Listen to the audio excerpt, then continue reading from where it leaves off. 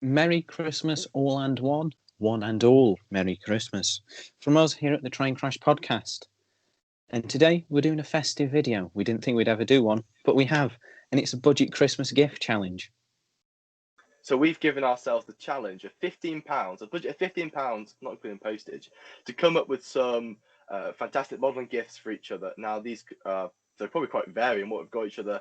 They've been tailored to each other's modellers' interests as well. And the idea is that as much as we'd like to be able to have a loco and a wagon for Christmas, whatever, to get for each other, we can't really afford that. So we wanted to see what we could do for £15. Now we love a budget challenge. We've had about a month and a bit to think about this. So let's jump right in. And Oliver, do you want to open your present from me? So this is the first time we've both got our faces on camera for Train Crash Podcast. Hello. We're going to take it in turns. We're going to swap the cameras over, and we will see what we've got to show us for Christmas. So, Oliver, off you go. Yeah, here it is. Little Amazon box.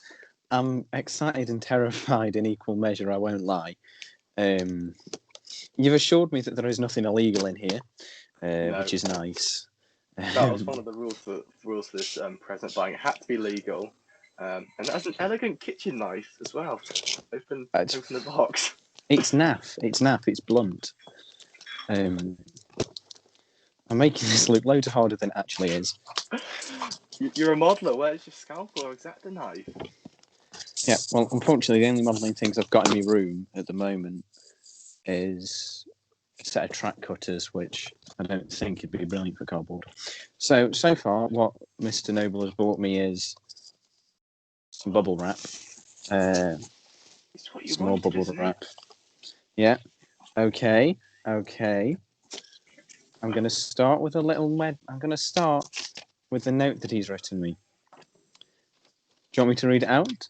It's a love poem. I can't actually remember what I wrote, but you might not want to read all of it out. I can't remember what I wrote. I think some mention of slavery objects in there. There is. We're going to try and keep Train Crash friendly. Although if you do want to hear what is on this note, come and watch us on the Train Crash live streams, and I'll read it out on one of them. We'll read out our love note to each other on that live stream. So, next layer of the box is okay. I suspect I know what that is. Yeah. I don't know what that is. They go together. It's bubble wrap. Oh. There were 3 boxes for £1 in Poundland, so I bought 3 boxes and used 2 of them. Oh. So the 2 boxes go together. Useful tip for models on a budget. 3 boxes, little Tupperware boxes. I've just spied a little something at the bottom of there, but we'll have the conversation of that in a second. So in box number 1, just taking the lid off camera. I've genuinely never done anything on camera before. So, do you want to describe what we have here, Luke? This is something called a wet palette. This is something that military and wargame modelers have. It's basically a way to ensure your paints like acrylics and something else never dry. It is essentially a tub, which you then have a sponge without sort of the scary bit on. I love the fact that you're using your forearm as like to show the difference. I'm too pale. I don't match. It's basically a plastic tub that is a palette that makes your paint never dry. Use it for acrylics and some other paints. You fill it half with water. You put a sponge in it. Then you put a piece of baking parchment. Baking parchment allows water to flow through it, but only when the water on the top is displaced or evaporates. So essentially, as the water evaporates from your paint's going to dry, the water goes from the wet palette through the paper into the paint, so it never dries. I find that acrylic paints normally last a week, or at least just half week to a week with this on in the open. So it means when you paint stuff and you want to save paints for later, say you mix the perfect shade, or you just want to save some paint for another day, it saves your paint. And the other box you've got is a refill box of baking parchment. Ta-da! Thank you very much. Spent a long time chopping those baking parchment. I can tell it's very neat. It's very neat. They don't compare sizes with them because they're very different. It looks very neat. But thank you very much, because you've had a lot of success with it, and it's something that, I'm very intrigued to try because of how much you were celebrating doing it, and the fact that, as you say, it makes them last a week, which is mental, really, out in the open. It is transform my modelling for sure, and it means I can come back to and from projects without the worry of needing to mix new paints. So the next thing you got is bubble wrap. Of course. The anticlimax. I Ooh. can't remember how I packed this, so Okay, what we'll do is we'll start with what I guess are the smaller bits. So, some weathering pencils. Thank you very much. Have you used any of these? Because is this No. what you were talking about when you said that you put some stuff on your own Christmas list based on this? I've asked for these for Christmas because I bought them for you, thinking you love experimenting with weathering. You weathered your, Ruston looks incredible, and these are quite a nice way to play around with some more weathering techniques you've probably never done before. I don't think you ever had them before. Basically, they're special watercolor pencils, so you can use them dry, or you can put them on dry and then use a wet, damp brush with some tap water on to blend colors and to get streak effects and stuff like that. They look really cool. But I bought them for you, and I was like, right, I've not tried them out or anything, but I was like, right, I'm having them for me as well. They look awesome. They look something just different and cool. So I thought, knowing you're interested in weathering, went for like the multi-purpose green and brown sort of set. Because why not? There's a lot of variation in that. I've got no idea how good my camera is, but there's a lot of variation. Oh, thank you very much, man.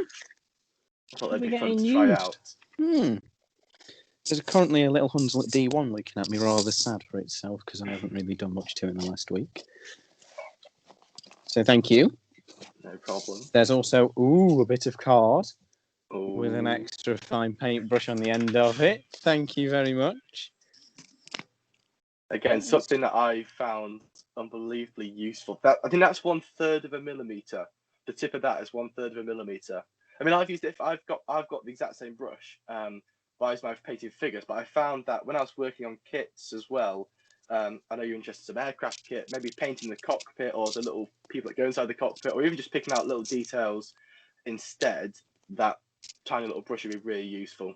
And it's got quite a nice finger grip on it as well. So. That's very nice. Thank you very much. I was actually looking into a set of these for after Christmas, so you've saved me a job. Thank you very much. No problem. And some money. And there's one last thing, and I should imagine you look at how smug his face is.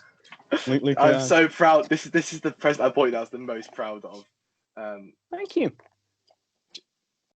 Can you pronounce it? CA30. It says at the top. Yeah. Thank you very much. Great question. I know Okay. how interested you said you would be interested in just trying out some other plastic kits. So I thought, let's play it safe. Let's go for a plastic kit that could be used on an airfield diorama. It's a Chinese airport fuel tanker. If you can't really see the picture that well. And it's a trumpeter kit, which I built a trumpet. I've got a couple of trumpeter kits now and loved them. They went together really nicely, super well. And I thought, why not? We've talked about another podcast for a while about how we like to experiment with different kits and different techniques, stuff like that. I thought this would be a fun way to try something else out. Thank you. There's a lot of detail on that. Thank you very much. And I've just seen the decals as well. They look tiny. Yeah.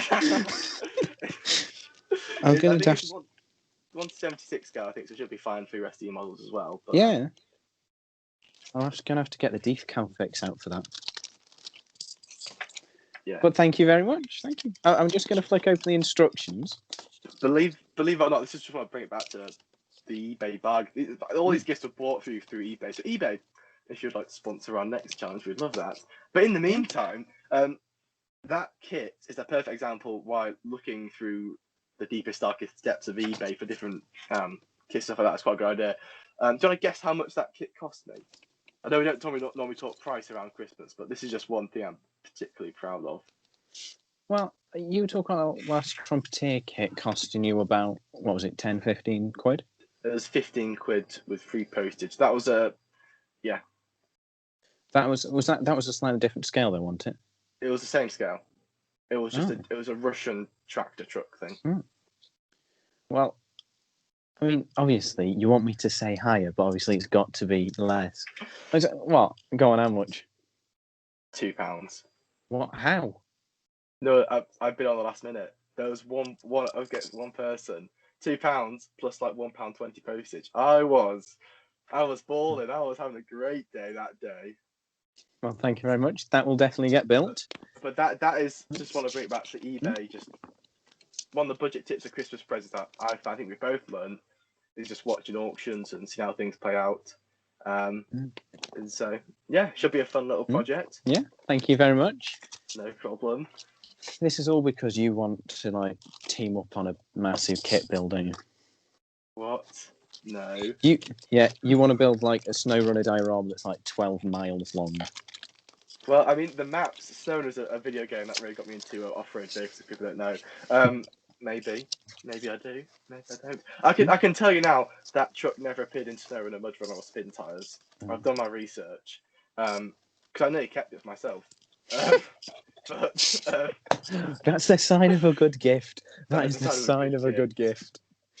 But yeah, it's not for any of those, but it's an off-road truck with some aircraft field potential. So hope you enjoy those. I really enjoyed putting those gifts together as well.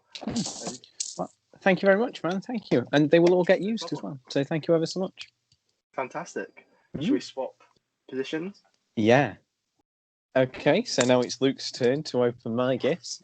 Now, fortunately, I have added a PG family-friendly clean note into mine, so you can read that out if you want. And yeah, mine's. Do you want to start opening? It's packed with the finest sellotape I could find. I'm so excited for this. I'm buzzing. Yeah, I'm glad you put a PG note in as well. We will read that note on a Train Crash live stream. The next one we'll probably do. Yeah. I can't remember I couldn't remember writing, so I didn't know what I put in it. So you opening it on camera for the first time is I can't remember what I written. Well, the streams are always a little less professional. They're always just a chill chat, aren't they? Yeah. And for anybody, I gave you bubble wrap. You gave me paper. Yeah. Now, actually, I used a box that I'd ordered some other bits in to do this. So it's all about, reducing our impact on the environment. And a lot of these things are, well, one of the things is actually second-hand. So it should be good fun for you. And, reducing waste. Let's go. I'm expecting some actually, solar panels now, but yeah. Actually, you might want to open the things first because that talks about them. The letter does, I just realised. Okay, I've not read the letter yet. It was folded weirdly. It just says Mr. Noble. It's like the weirdest way of folding a piece of paper, but I respect your origami training. You worked hard on those. Paper course. Mate, so it's decades of writing love letters. It obviously is. It's got a bit of weight to it, which I don't think mine had. But paper. We've got some bubble wrap. I was so tempted to send an empty box. Box of bubble wrap. That is heavy. Okay. Oh, something else in there as well. Okay. So we've got a little baggie. I've not been supplying him with drugs again. We weren't allowed anything. Something 3D food. That was we weren't allowed to do drugs or anything like that. All got to be legal. Oh, sweet. So we got some like little oil cans, and then we've also got some like fuel canisters, maybe. Yeah, I think so. Yeah. And like I tried to go for a bit of a spread with them because I know that you've got a lot of white metal items as it is. I thought Model U, which is the firm that's from. Oh, okay. Very much highly rate them. Anybody who is interested in things that we do suggest, and these can be had relatively cheaply, really. And they're 3D printed, really nicely detailed. These look fantastic. Yeah. Are these like sand? So I think you've got oil cans, some fuel canisters, and like some sand jugs, sort of things. Like they look like watering cans, but they've not got a head on them. Yeah, I believe it's loco oil in pots, but to be fair, at that sort of scale, you can use them for anything. Loco oil is thicker than other types of oil. The lubricating locomotives, obviously. Okay. Something else. Yeah.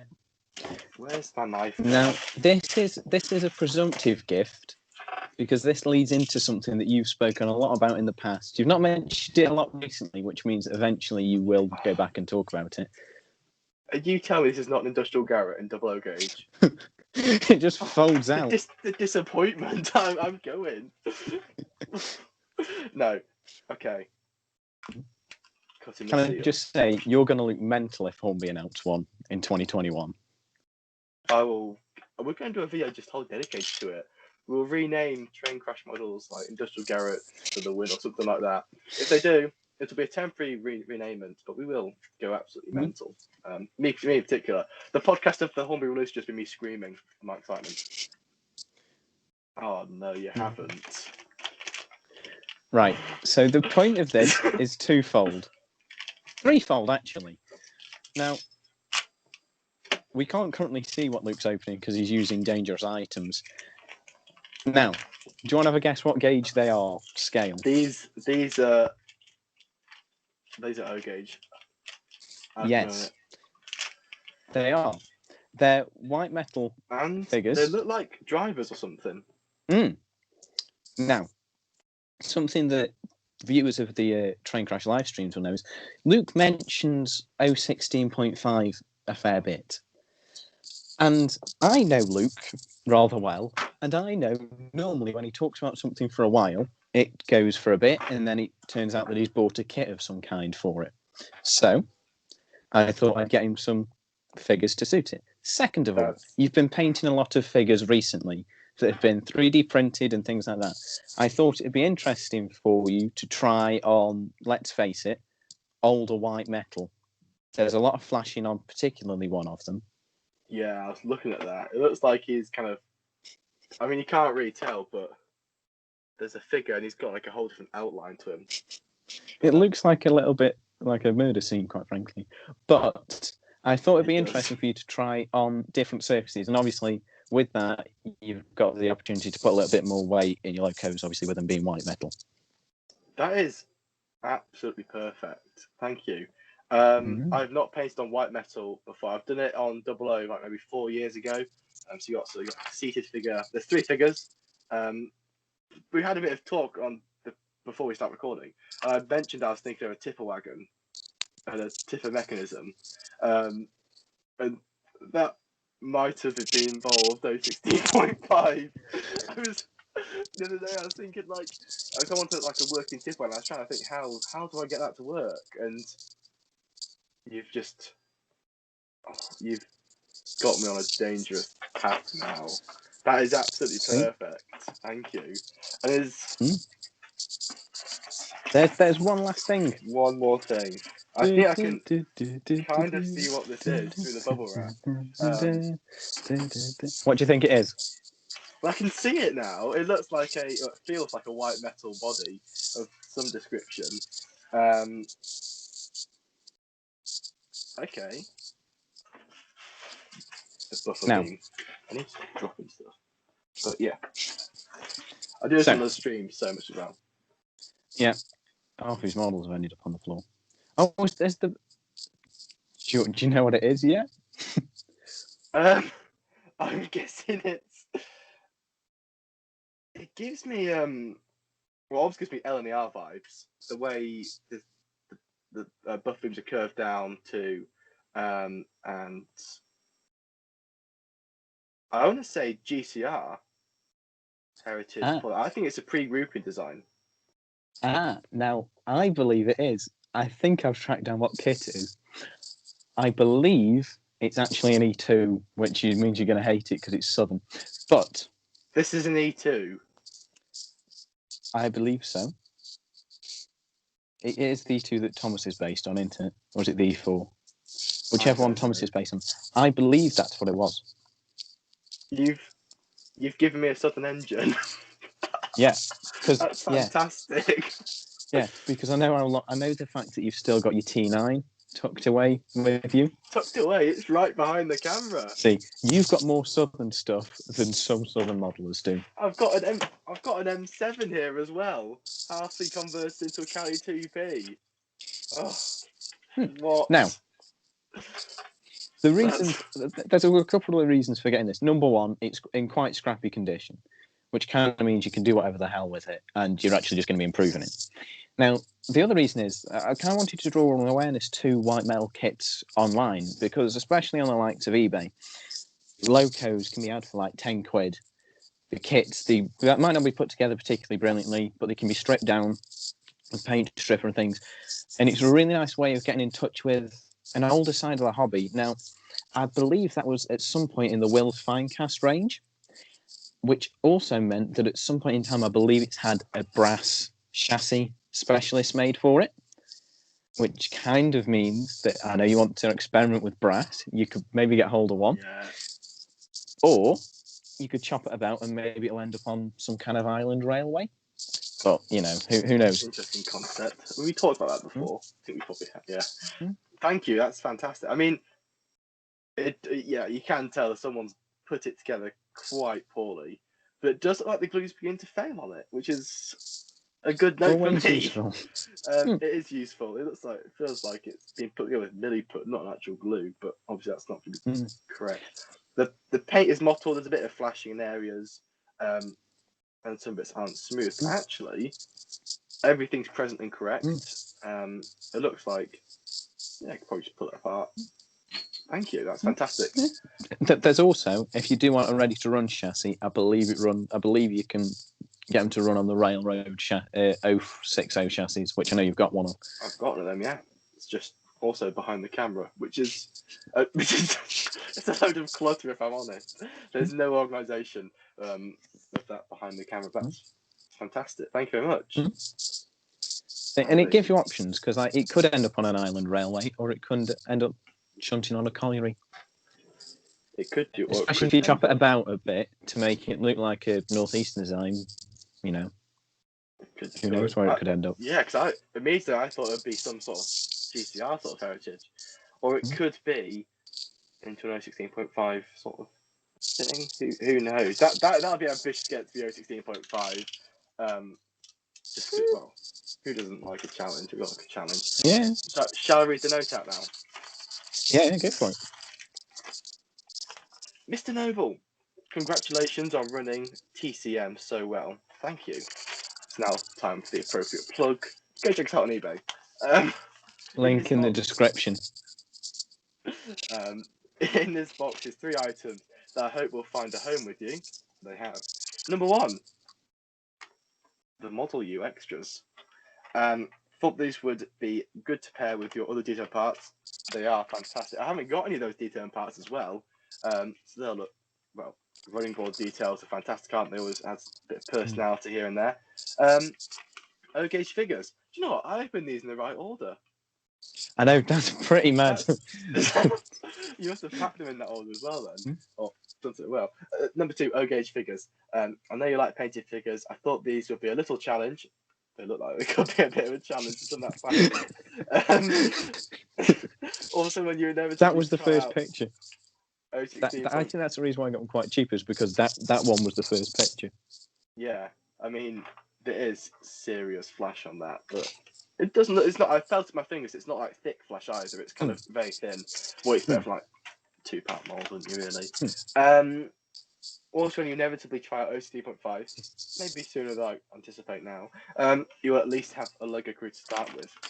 That is true. Number 3, a white metal loco. As you know, I love working on locos like this. I thought it would be a fun weekend project. It probably will be. It might end up being more of a weekend project, though, my current rate of modelling. It also sits on the Hornby Railroad 060 chassis, which I know you have. There is also a bracket available if you so wish. I mean, I've wanted to try out making my own chassis for quite some time, and I wouldn't need to bother buying a body.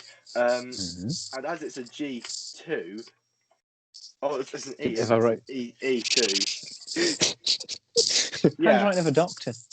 This is a G2 over on the 080 LNWR workhorse. No, this is. Which is ironic because it has gone to a massive D. I think if you got a G2, you would have kept it. But this is an E2. I've been offered one actually. Have you? Oh, Christmas present to yourself then. I thought your hatred would drive you to chop it about. I mean, normally my method of chopping would involve a Dremel, maybe a saw. But I think you're suggesting here you want me to use like the jigsaw cutter. We've got a pillar drill. We could go for quite a violent execution of this thing, and then go for some loving and nurturing surgery.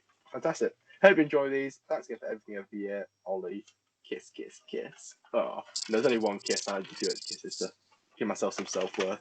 But thank you very much. That is absolutely fantastic. Those genuinely are fantastic Christmas presents. Thank you. I thought, what do you get for the man who's got every modelling material under the sun? I don't know. The answer is a really badly put together white metal loco kit that you can take apart. Something I can release my anger on. Frustrating. Have a bad day at work, uni, whatever. Mm-hmm. This will be waiting. Mm-hmm. I'll make it up. I'm looking forward to this. I've got some other white metal. Do you know what? We could do like a southern mashup, couldn't I? Bit of everything. For a man who dislikes the southern so much, you want to mention it a fair bit. Can we move on from the southern topic now? Are you afraid that you'll be hung, drawn, and quartered by southern fans? I'm not afraid of that, but I know if I get sucked into it, because the liveries in southern, look at like SECR, free group liveries, they're liveries that can lead to big price tags and price tags that I can't afford without selling some of my Scottish fleet or maybe industrials. But yeah, I think this could go industrial. If I'm honest, I think this has got definite industrial potential. Well, people on our own web, Corb's been one of them from Railway Mania, a much better podcast because he can put one together and actually edits them, unlike me. He converted a Humvee Railroad Thomas into an industrial 062, which was fascinating. And a very good read on our own web, actually. So, there's plenty to go with it. It's got nice beefy tags, tanks, big boiler, and a cab that looks quite not cut down, but it's like goes in a bit, which is some parallels with Lambton cabs actually. So who knows where this could go? I mean, I've got a Peckett I'm willing to bish bash bosh about with as well. So who knows what could happen? That is an interesting concept. Peckett chassis under this. No, we might need to chop it down a bit because you can make it a mallet. Yeah, where they had two sets of driving gear. I can't. Both of my Pecketts can't get sacrificed for this, but maybe they could. Maybe they won't. Who knows? It would be an injustice to myself if I had to sacrifice two of my favourite locos for a southern body. But that's like the true test of how into southern I am, I guess. To be fair, I put a Giesel ejector next to it. I just had one lying about. Well, I had a Packet lying about that I got from. I've forgotten the company now. But I placed it next to it and thought, the smoke box is long enough for it to work on it. RT Models is the company you're thinking of. I've not got a spare Giesel ejector, but I have got plenty of other different smokestacks and chimneys, stuff like that, and dome fitting and stuff like that. So that is fantastic. Thank you very much. And of course, we'd also love to know your budget Christmas ideas. What bargains can you get your friends for Christmas, apart from, obviously the locos and wagons? Have a great day, and hopefully we'll see you soon. Thank you very much. Goodbye.